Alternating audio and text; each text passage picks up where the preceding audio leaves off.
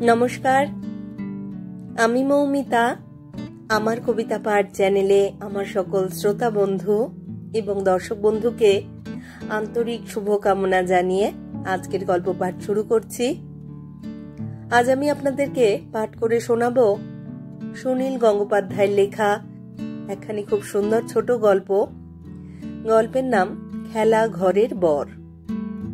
আমার অনুরোধ রইল গল্প পাঠ শোনার জন্য। রোজকারই মতো আমার পুরনো কথাগুলি একবার সংক্ষেপে বলে নিচ্ছি।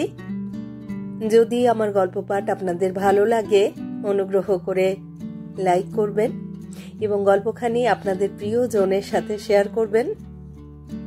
আপনারা যারা এখনো আমার কবিতা পাঠ চ্যানেলটি সাবস্ক্রাইব করেননি, তাদের অনুরোধ সাবস্ক্রাইব করে সাথে থাকার। আর আপনারা আপনাদের মূল্যবান মতামত কমেন্ট বক্সে জানিয়ে আমাকে অনুপ্রাণিত এবং সমৃদ্ধ করবেন, এও আমার অনুরোধ। ধন্যবাদ। শুরু করছি আজকের গল্প, খেলা ঘরের বর।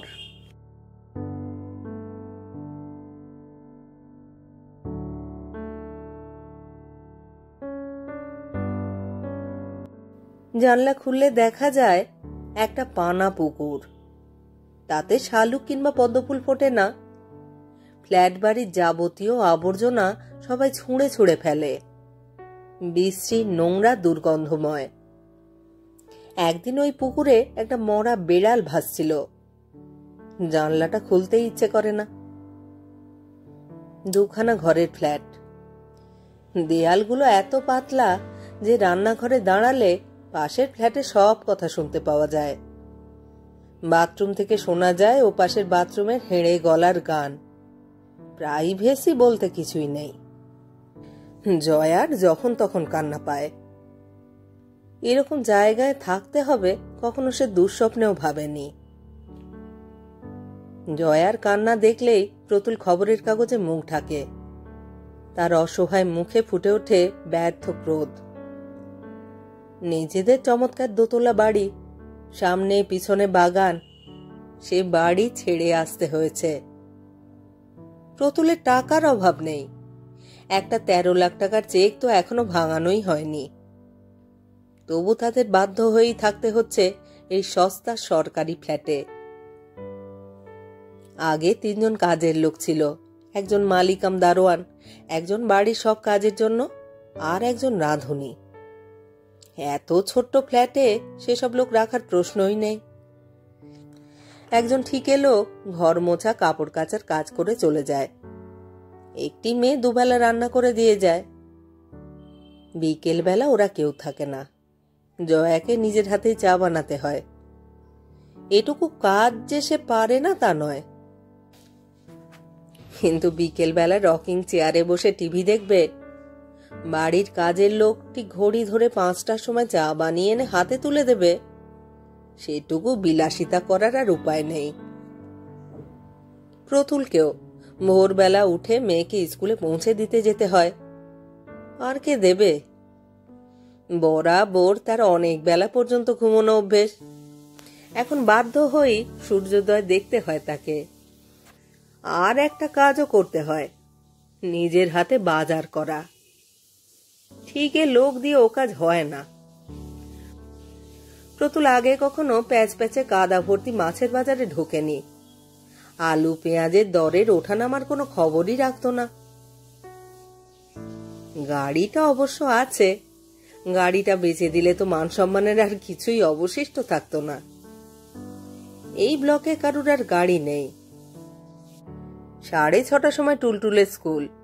প্রতুল ঘুম মাখা চোখ নিয়ে বেরুবার সময় বাজারে থলিও সঙ্গে নিয়ে নেয়। তাদের ফ্ল্যাট দোতলায়। লম্বা টানা বারান্দা শেষে সিঁড়ি। 7 বছর বয়সী টুলটুল এই বারান্দাটা এক্কা দোক্কা খেলার ভঙ্গিতে লাফিয়ে লাফিয়ে পার হয়ে যায়। ঘোষাল পরিবারের একমাত্র টুলটুলি এই ফ্ল্যাট বাড়িতে এসে খুশি হয়েছে, কারণ সে অনেক খেলার সঙ্গী পেয়েছে। নিজেদের বাড়িটার কাছাকাছি আর কোনো বাড়ি ছিল না। পরপর 2টো কারখানা। টুলটুলকেও বেরুতে দেওয়া হতো না বাড়ি চৌহদ্দির বাইরে। এখানে 3টি ব্লকে ভাগ করা 102খানা ফ্ল্যাট, অন্তত 300-400 জন মানুষ তো থাকেই। নিম্ন মধ্যবিত্তদের জন্য সরকার এই ফ্ল্যাট বানিয়েছে। পরিকল্পনার কোনো ত্রুটি ছিল না, কিন্তু যথারীতি কন্ট্রাক্টররা বহু টাকা সরিয়ে সস্তা 3 অবস্থা করে ছেড়েছে। 1 বছর আগেই তৈরি, নতুনই বলা যায়। এরই মধ্যে দেওয়ালে ড্যাম্প লেগেছে, সিঁড়ির ধারগুলো ভাঙা ভাঙা। সামনে চত্বরে বাচ্চাদের জন্য একটা পার্কের ব্যবস্থাও আছে, যদিও সেখানে এক চিলতে ঘাস নেই, অনেক জায়গায় রেলিংই উধাও। তবু সকালে ও বিকেলে সেখানে এক দঙ্গল ছেলেমেয়ের কলকলানি শোনা যায়। টুলটুলকে স্কুলে নামিয়ে বাজারের দিকে গাড়ি ফেরায় প্রতুল। এখান থেকে বাজারে যাবার 2টো রাস্তা আছে, একটা ঘোড়া পথ, তবু সেই পথ দিয়েই যায় প্রতুল। কিছুটা গেলেই তাদের বাড়িটা চোখে পড়ে। 3 পুরুষের পৈতৃক বাড়ি। প্রতুলের ঠাকুরদা এক বন্ধুর সঙ্গে পার্টনারশিপে হাওড়ার একটা রঙের কারখানা খুলেছিলেন। কারখানায় যাওয়া আসার সুবিধের জন্য বসত বাড়ি বানালেন হাওড়াতেই। এইখানেই প্রতুলের জন্ম, কর্ম, লেখাপড়া। শুধু বিএসসি পড়ার 2 বছর কলকাতার একটা কলেজে যাতায়াত করেছিল। কলকাতার লোকেদের হাওড়া সম্পর্কে খানিকটা অবজ্ঞার ভাব আছে। হাওড়ায় তো শুধু বস্তি আর কলকারখানার ধোঁয়া আর ধুলোকালি, ওখানে কি ভদ্রলোকে থাকতে পারে? কলেজের একদল বন্ধু ঠোঁট বেঁকিয়ে বলেছিল, হাওড়া হচ্ছে কলকাতা শহরের ডাস্টবিন। এই হাওড়ার কলকারখানার উপরেই যে পশ্চিমবাংলার অর্থনীতি অনেকটা নির্ভর করে আছে, তা ওরা জানে না। তবে প্রতুলদের মতন এরকম বাগানওয়ালা বাড়ি কলকাতায় কজনের আছে? সেই বাড়ি এখন ভাঙা হচ্ছে। প্রতিদিন এই দিক দিয়ে যাবার পথে নিজেদের প্রিয় বাড়িটা একটু একটু করে ভাঙার দৃশ্য দেখে প্রতুলের বুকে হাতুড়ির আঘাত লাগে। তবুও না এসে পারে না। জানলা দরজা সব আগেই খুলে নিয়েছে। দোতলায় তাদের যেটা শোবার ঘর ছিল, তার একদিকের দেওয়াল নেই। ভেতরের দিকের দেওয়ালে একটা চৌকো সাদা দাগ। গাড়িতে বসেই প্রতুল দেখতে পায় ওইখানে মায়ের ছবি টাঙানো ছিল। ভাগ্যিস মা আর বাবা দুজনেই আগে স্বর্গে চলে গিয়েছেন, ওরা থাকলে আরো বেশি আঘাত পেতেন। গঙ্গার উপর নতুন সেতু তৈরি হচ্ছে। কি হয়েই গেছে। সেই বিদ্যাসাগর সেতু দিয়ে এখন গাড়ি চলাচল করে। সেতু থেকে নেমে হাওড়ার দিকে একটা নতুন রাস্তা হবে, এটা গিয়ে জুড়বে বম্বে দিল্লি হাইওয়ের সঙ্গে। নতুন রাস্তাটির নাম দেওয়া হয়েছে কোনা এক্সপ্রেসওয়ে। এই রাস্তাটা বানাবার জন্য সরকার প্রতুলদের বাড়িটা চেয়ে বসল। রাস্তাটা একটুখানি সরিয়ে দিলে প্রতুলদের বাড়িটা বেঁচে যেত, সে বুদ্ধি কারুর হলো না। সরকার চাইলে দিতে হবে নাকি মামার বাড়ির আবদার?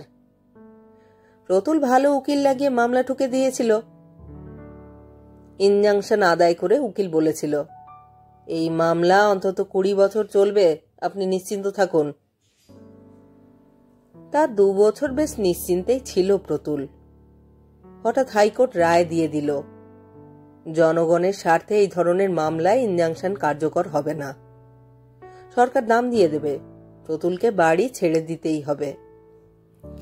আদালতের পেয়াদা এসে ধরিয়ে দিয়ে গেল 1 মাসের নোটিশ। এত কম সময়ের মধ্যে সপরিবারে প্রতুল কোথায় যাবে? সে দায়িত্ব সরকারের নয়, সরকার পুরো টাকার চেক দিয়ে দিয়েছে। কিন্তু টাকা থাকলেও কি 1 মাসের মধ্যে বাড়ি পাওয়া যায়? পূর্ত বিভাগ দয়া পরবশ হয়ে সেই জন্য ওই ফ্ল্যাট বাড়িতে প্রতুলদের থাকতে দিয়েছে। প্রতুল জানে চেনা শুনো কারুর কাছ থেকে সহানুভূতি পাবে না। সবাই বলবে দেশের কাজের জন্য, জনসাধারণের ব্যবহারের জন্য রাস্তা বানাতে গেলে কিছু বাড়িটারি ভাঙতেই হবে। কিন্তু যার নিজের জিনিস যায় তার দুঃখ কেউ বুঝবে না।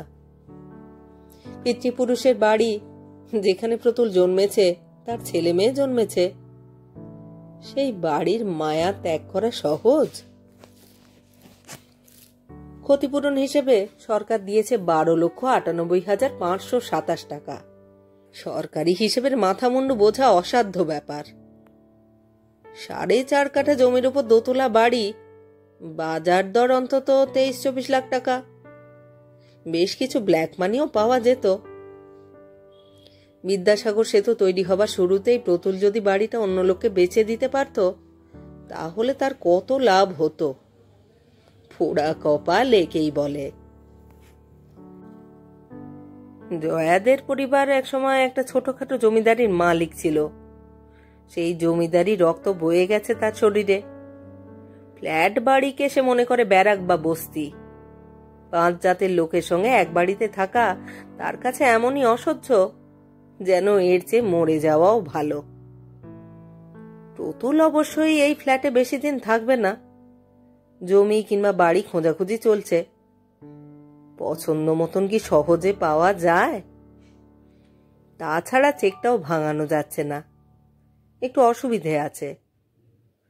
প্রতুলের আর এক ভাই বেশি দিন বাঁচেনি, তবে এক দিদি আছে। সে ওই বাড়ির 1/3 মালিক। সরকার দুজনের নামে যৌথ চেক দিয়েছে।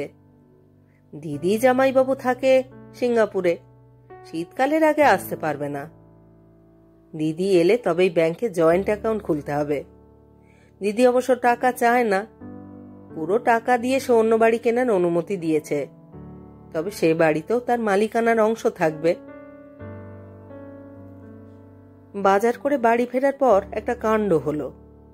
প্রতুল গাড়ি থেকে সবে নেমেছে। পিছন থেকে একজন বলল, ভালো আছেন স্যার? মুখ ফিরিয়ে প্রতুল দারুণ চমকে উঠল।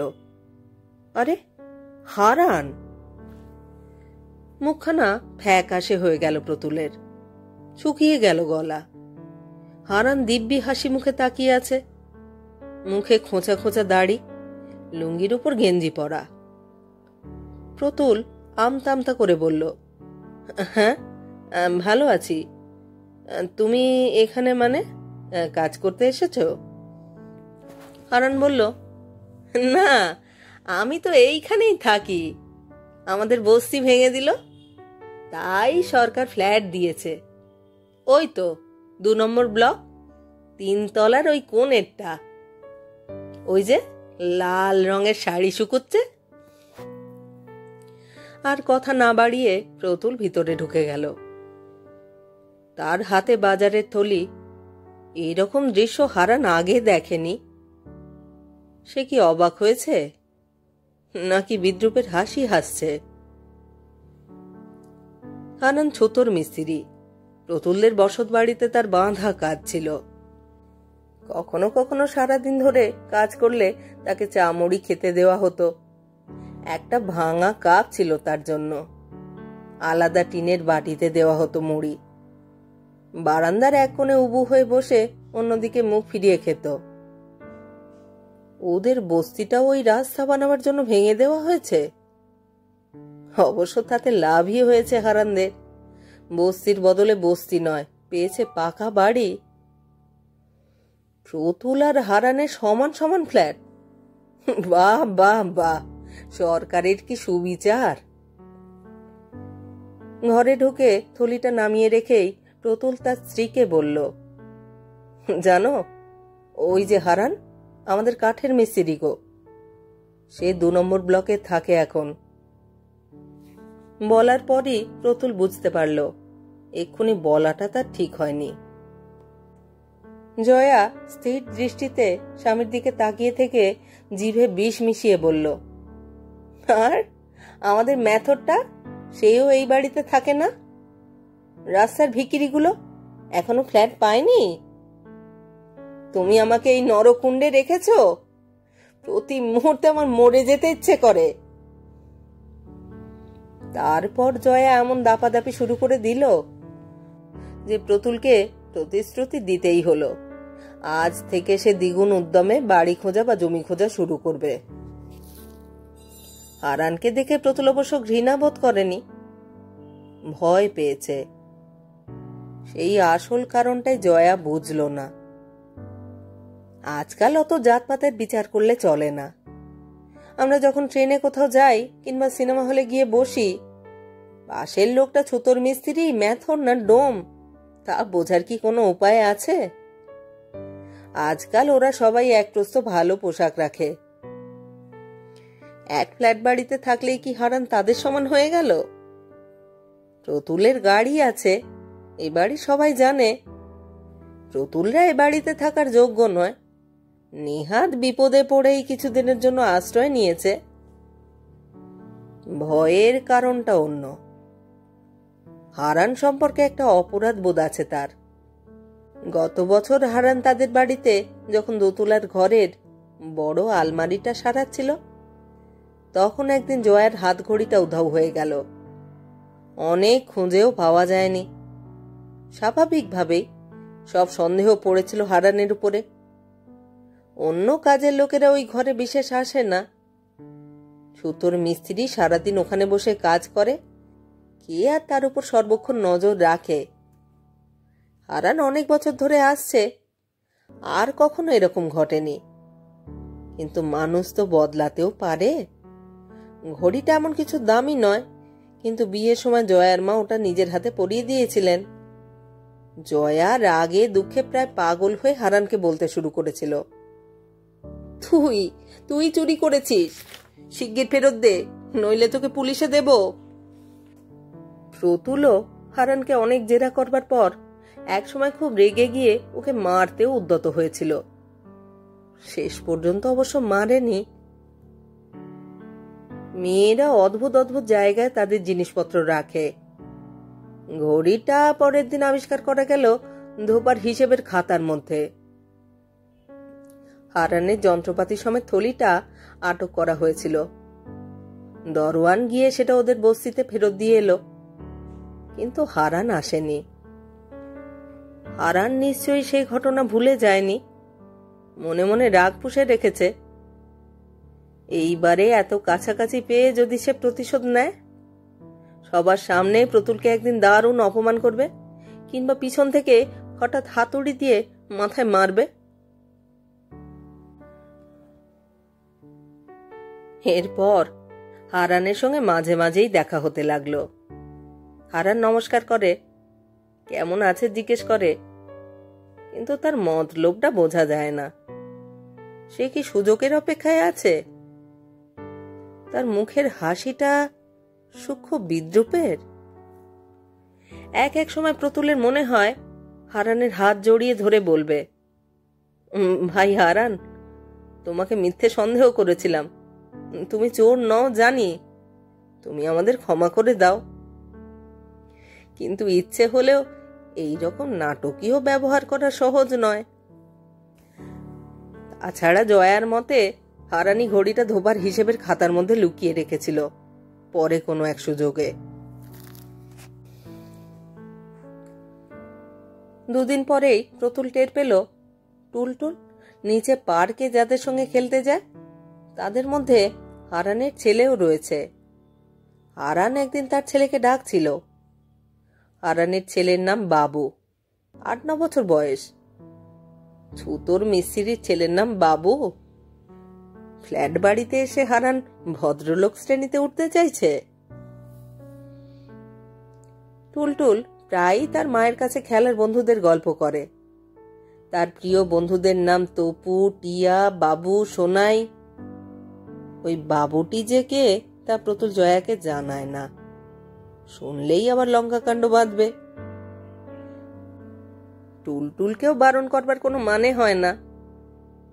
তবে বাবুর চেহারাটি বেশ, টানা টানা চোখ। ছুতোর মিস্ত্রির ছেলে দেখতে সুন্দর হতে পারে না? প্রতুলদের রঙের কারখানার এক ছোকরা শ্রমিকের মুখখানা অবিকল ফিল্ম স্টার মিঠুন চক্রবর্তীর মতন। শরৎকাল প্রায় শেষ, তবু একদিনের মধ্যে খুব জোর বৃষ্টি নামলো। বেহালার দিকে একখানা একতলা বাড়ি মোটামুটি পছন্দ হয়েছে। প্রতুল আর জয়া তা নিয়ে আলোচনা করছিল। অনেকদিন পর আর জয়ার মেজাজ বেশ ভালো আছে। স্বামীর গা ঘেঁষে দাঁড়িয়ে জানালা দিয়ে বৃষ্টি দেখছে। একটা বাজ পড়ার শব্দে ভয় পেয়ে সে কাজের লোকটিকে ডেকে বলল, এই শিগগির টুলটুলকে নিচ থেকে ডেকে নিয়ে আয় তো। টুলটুল নিজেই ফিরে এলো।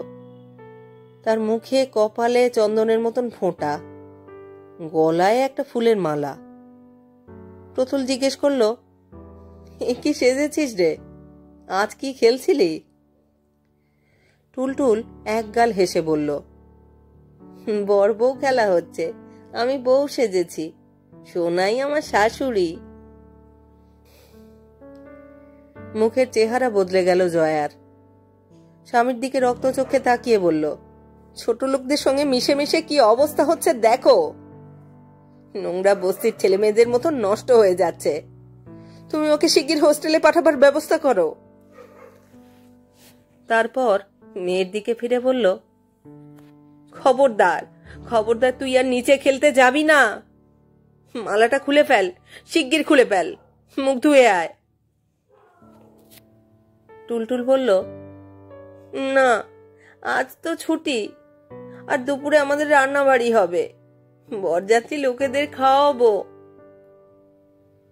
এত আদরের মেয়ে কোনোদিন তার গায়ে হাত তোলেনি জয়া। আজ তার গালে এক থাপ্পড় কষিয়ে বলল, খুব পাকা হয়েছিস তাই না? ঘর থেকে এক পাও বেরোতে পারবি না।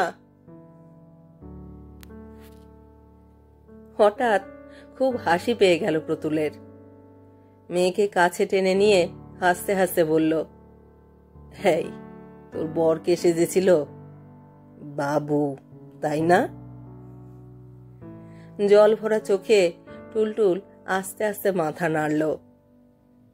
বোঝা গেল খেলা ঘরের স্বামীটিকে তার বেশ পছন্দ হয়েছে।